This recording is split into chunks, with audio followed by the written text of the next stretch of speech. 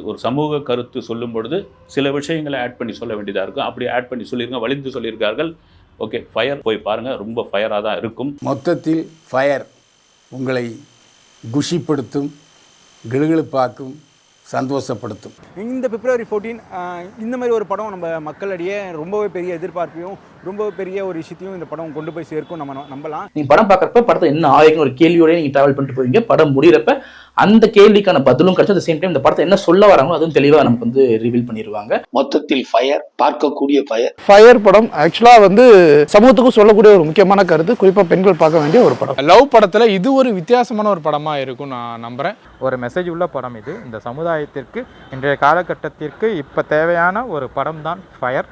Fire படத்துக்கு பைல்வான் பார்வையில் 100க்கு 52 மதிப்பெண்கள்.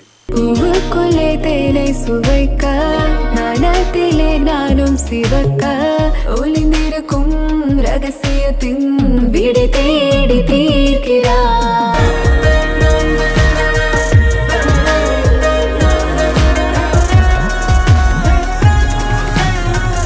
நம்ம பாலிவுட் நடிகை பிரியங்கா சோப்ரா சொன்ன ஒரு கருத்து வந்து சும்மா பாலிவுட்டே பற்றி எரிஞ்சிக்கிட்டு இருக்கு. ஆக்சுவலாக வந்து பாலிவுட் நடிகை பிரியங்கா சோப்ரா வந்து மிஸ் யூனிவர்சல் அப்படிங்கிற ஒரு டைட்டிலோட வலம் வந்தவங்க. அவங்க வந்து தமிழில் வந்து விஜயோட தமிழன் அப்படிங்கிற ஒரு படத்தில் நடிச்சிருந்தாங்க.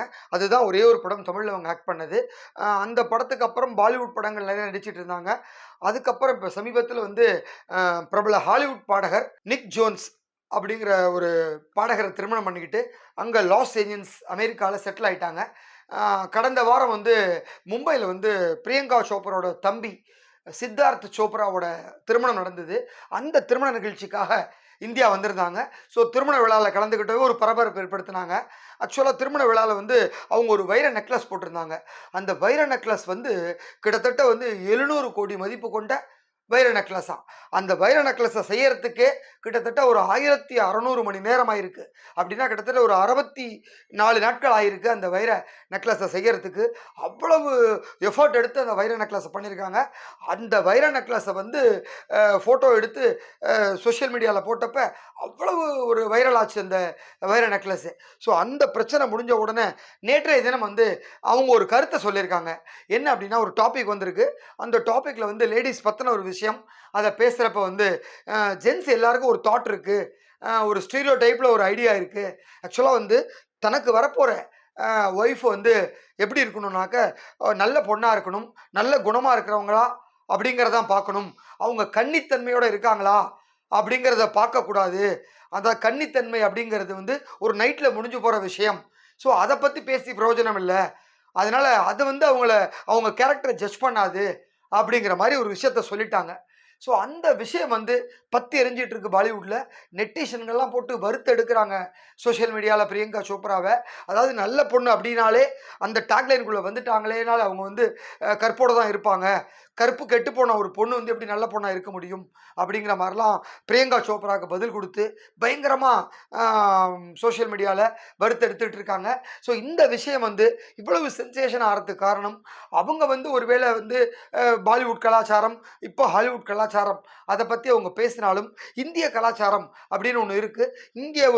இங்கே இருக்கிற பெண்களுக்குன்னு ஒரு தனியாக ஒரு விதிமுறை வச்சுருக்காங்க. அதை தாண்டி வந்து பெண்கள் வந்து தங்களை வந்து சுய கட்டுப்பாடோடு இருக்காங்க. அது ரொம்ப முக்கியம். ஸோ யாரையும் கம்பல் பண்ணலை. இது எல்லாரும் அவங்கவுங்களோட சுதந்திரமான ஒரு விஷயம் என்றாலும் கூட இந்த கற்பு என்பது அவங்க இண்டிவிஜுவல் விஷயம். அதை தாண்டி ஆனால் அவங்களுக்கு வந்து ஒரு சுய கட்டுப்பாடு இருக்குது, ஒரு ஃபேமிலியோடு இருக்கணும். அப்படிங்கிறப்ப அவங்க அதிலே ரொம்ப டிசிப்ளினாக அந்த ரிலேஷன்ஷிப்பை ரொம்ப அழகாக ரன் பண்ணிகிட்டு இருக்காங்க. இன்றைக்கி வந்து ஜென்சி ஒரு ஜென்ரேஷன் நம்ம இருந்தாலும், லிவிங் டுகெதரை தாண்டி லிவிங் சுச்சுவேஷன் வரைக்கும் வந்தாலும் அதுலேயும் ரொம்ப டீசென்ட்டோட எப்படி அப்ரோச் பண்ணுறாங்க, எவ்வளோ நட்போடு இருக்காங்க, எவ்வளோ வந்து ஒரு லிமிட்டோடு இருக்காங்க அப்படிங்கிறதெல்லாம் பார்க்க முடியுது. ஸோ அப்படி இருக்க ஒரு காலகட்டத்தில் இந்த மாதிரியான ஒரு பொத்தாம்பொதுவான விஷயத்த பிரியங்கா சோப்ரா சொன்னது உண்மையிலே வந்து ஒரு தவறான கருத்தாக தான் பதிவாயிருக்கு.